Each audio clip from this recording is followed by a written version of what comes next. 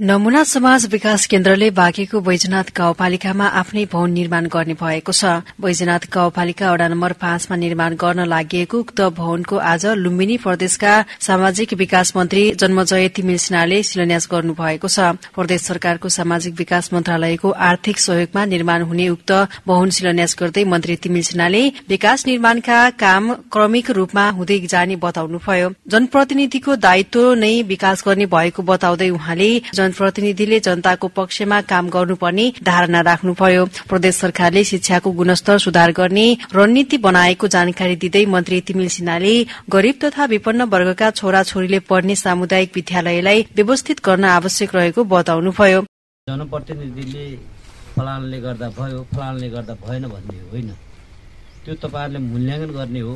कसरी भयो, के भयो, तपाईहरुले मजाले आफैले बुझ्ने हो र कसले गर्यो कसले गरेन भन्ने कुरामा हामी आरोप प्रत्यारोपतिर नजाउँ। तर यो संस्था जसले चाहिँ 16 वर्षदेखि चाहिँ निरन्तर काम गरिरहेको छ, अझसम्म पनि भाडाकै अफिसमा सञ्चालन गरिरहेको छ।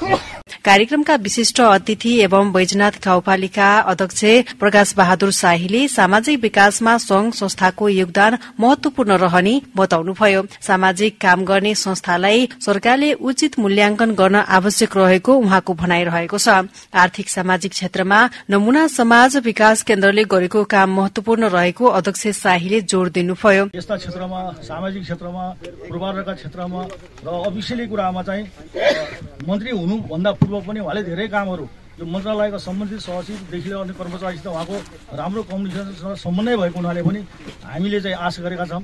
यस्तै नमूना समाज विकास केन्द्रका अध्यक्ष टीकाराम रिजालले वर्षौंदेखि भाडाको घरबाट कार्यालय सञ्चालन हुँदै आएकोमा संस्थाले अब आफ्नै भवन पाउने बताउनुभयो। संस्थाले विगत लामो समयदेखि ग्रामीण क्षेत्रमा सामाजिक कार्यहरू गर्दै आएको उहाँले जानकारी दिनुभयो। 65 सालदेखि आज यहाँसम्म आइपुग्ने क्रममा आज यो नमूना समाज विकास केन्द्रको एउटा स्वर्णिम दिन हो र यो नमूना समाजको एउटा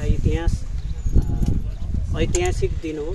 बैजनाथ गाउँपालिका वडा नम्बर 5 का वडा अध्यक्ष देव बहादुर राउतले नमूना समाज विकास केन्द्र पछिल्लो समयमा सक्रिय सामाजिक संस्थाको रूपमा चिनिएको बताउनुभयो।